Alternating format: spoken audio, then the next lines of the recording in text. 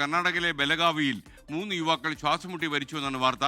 അമൻനഗർ സ്വദേശികളായ റിഹാൻ, മൊഹീൻ, സർഫറാസ് എന്നിവരാണ് മരിച്ചത്. തണുപ്പിൽ നിന്ന് രക്ഷ നേടാൻ മുറിയിൽ മരക്കരി കത്തിച്ചിരുന്നു. ഇതിൽ നിന്നുള്ള വിഷപ്പുകയേറ്റാണ് മരണമുണ്ടായതെന്നാണ് പ്രാഥമികമായ കണക്കൂട്ടൽ. എന്തായാലും മനീഷ് മൂർത്തി ഈ വിവരങ്ങളുമായി നമുക്കൊപ്പം ചേരുന്നു. മനീഷ്, ഈ വാർത്തയുടെ കൂടുതൽ വിവരങ്ങൾ എന്താണ് നമുക്ക് ലഭിച്ചത്?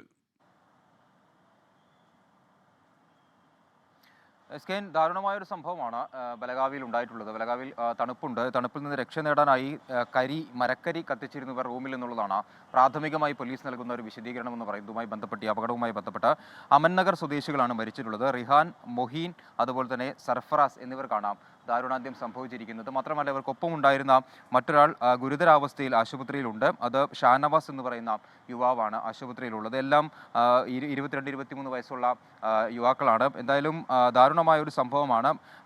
വളരെ വേഗത്തിൽ തന്നെ രക്ഷാപ്രവർത്തനമൊക്കെ അവിടെ നടത്തിയെന്നുള്ളതാണ് നമുക്ക് മനസ്സിലാക്കാൻ സാധിക്കുന്നത്. പക്ഷേ ഈ വിഷപ്പുകയേറ്റ് ആളുകൾ, ഈ 3 പേരും ഇവിടെ വെച്ച് വീട്ടിനകത്ത് തന്നെ വെച്ച് മരിക്കുകയായിരുന്നു എന്നുള്ളതാണ് പോലീസ് നൽകുന്നൊരു വിശദീകരണം. എന്തായാലും ബഹളം കേട്ടാണ് ആളുകൾ അവിടേക്ക് എത്തുന്നത്.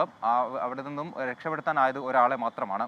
മറ്റുള്ളവർ അപ്പോൾ തന്നെ മരിച്ചിരുന്നു എന്നുള്ളതാണ് നമുക്ക് ലഭിക്കുന്ന വിവരം. ഏതായാലും ഗുരുതരാവസ്ഥയിലാണ് ഇപ്പോൾ. ഈ വിഷപ്പുക ശ്വസിച്ച ഗുരുതരാവസ്ഥയിലുള്ള ഒരാളെ സമീപത്തെ ആശുപത്രിയിലേക്ക് മാറ്റിയിട്ടുമുണ്ട്. Okay, thank you Manish Murthy.